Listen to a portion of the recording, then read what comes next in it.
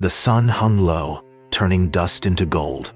He crouched behind a crate of oranges, eyes fixed ahead. The tourist's hand moved slowly, cone to mouth, again and again. Each lick seemed slower than time. His own mouth felt dry, lips slightly parted. What does it even taste like?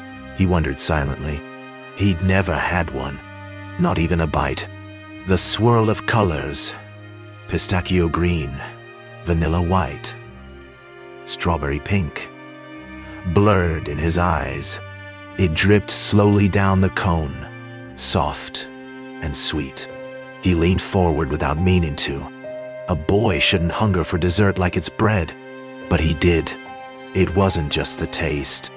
It was the feeling of being part of something bright and joyful. He felt the stare before he saw the child. The boy's eyes were wide, but not pleading, just full of wonder. The man hesitated, the cone half lifted. Then slowly he knelt down to the boy's level. "Have you ever tried one?" he asked gently. The boy shook his head without blinking. That was answer enough. He snapped off the top gently, just enough to share. Held it out like it was something sacred. The boy took it slowly, like it might melt in his fingers before reaching his lips.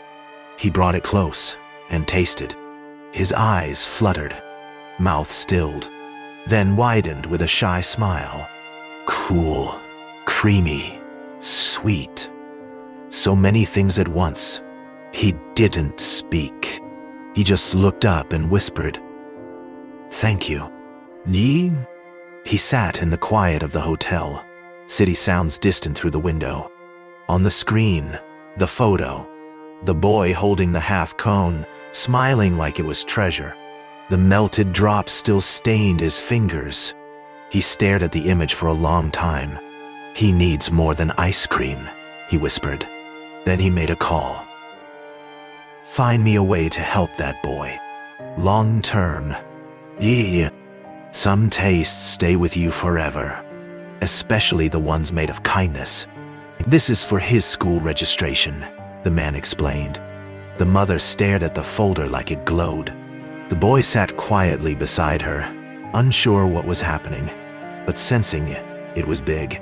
Paper rustled, hands were shaken, names written. "You helped him smile once," the mother whispered. "Now you're giving him a future." "Yeah."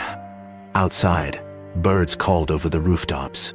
Inside, something permanent had begun. The classroom buzzed with morning noise, chalk, pages, giggles. He stood at the door, a brand new notebook in hand. His name was written carefully inside, by someone else, for the first time. The teacher smiled. "Come in, he. That desk is yours. You." He sat slowly, hands flat on the wood. He had never had a desk, or a day like this. "This money is for lunch," the caretaker said. He held the coins tight, afraid they'd vanish if he blinked. He picked a banana, then a small bottle of milk. For the first time, he made choices, not out of hunger, but habit of hope. He looked up. "Can I get one for my brother too?" Kindness was becoming contagious. He raised his hand before the question was done. "Yes?" the teacher asked. "The answer is water vapor," he said, voice steady. Heads turned. The boy who once had no shoes now had words. The teacher nodded. "Correct. Iyonai." His cheeks warmed, but his eyes stayed on the board. Ice cream had melted, but learning was sticking. The man returned weeks later, expecting a polite nod, maybe a handshake. Instead, the boy ran to him with a folded card. Crayon lines showed a cone, a school, and a heart with wings. "I didn't have much to give back," he said. "But I made this." "Ee. Ee." The man opened it slowly, fingers shaking just a bit. Inside it read, "You gave me my first taste of life. Yao." And the man who had shared a cone had to wipe his eyes. His backpack bounced lightly as he walked. The morning sun painted the path in gold. he spotted the man across the street, leaning on a car. He raised his hand in a wave, grinning wide. "Off to school?" the man asked. "Every day now," he answered proudly. It had once taken just a cone to connect them. Now, it was something far more lasting. The model was small, just bottles, tubes, and clean water in a jar. He explained it carefully, words flowing like a practiced stream. "This can help villages like ours," he ended. The teacher clapped first. Then the room followed. He looked at the man standing in the back, arms crossed and smiling. A cone had opened the door. Curiosity had walked through it. "You know what?" the boy asked, licking a new cone. "What?" the man replied, wiping a drip from his own. "I still remember the first one, the taste, the feeling." "Me too," the man said, eyes soft. They laughed together, sweet and easy. Some flavors live longer than memory. They grow into bonds. He leaned over the page, pencil moving steadily. The title, "My Dream is to Become a Teacher." Yan. "Because someone taught me more than words," he wrote. He didn't cross out a single sentence. Behind him, his siblings played quietly. Feved, clean, safe. His story had once begun with longing. Now it burned bright with purpose. The wall above the table was simple, but sacred. A hand-drawn cone, aged and crinkled, hung beside a framed certificate. "Top of his class," it read.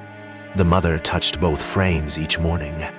"It started with sweetness," she often said, "but it grew into something that feeds more than hunger." And every visitor knew that wall told the whole story. The cart jingled as he rolled it into the square.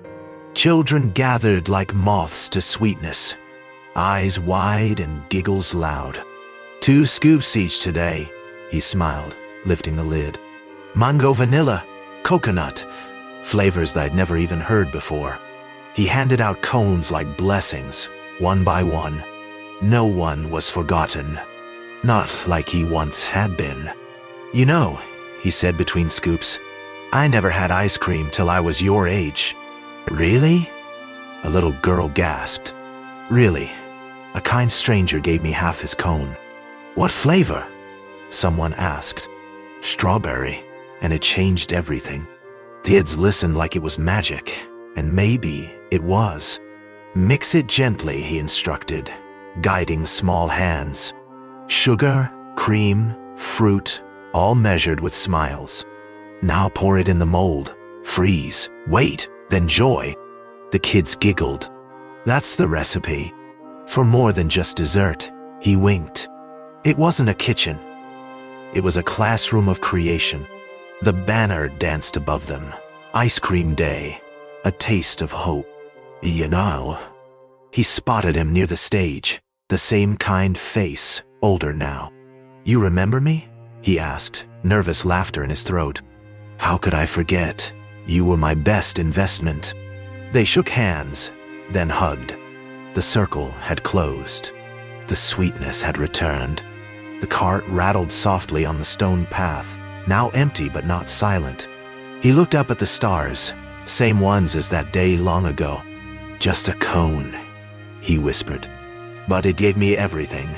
Yun, kind, Sal." He didn't sell dreams. He shared them, scoop by scoop. And tomorrow, he'd come back with more. Some stories melt. His had just begun to freeze into legacy.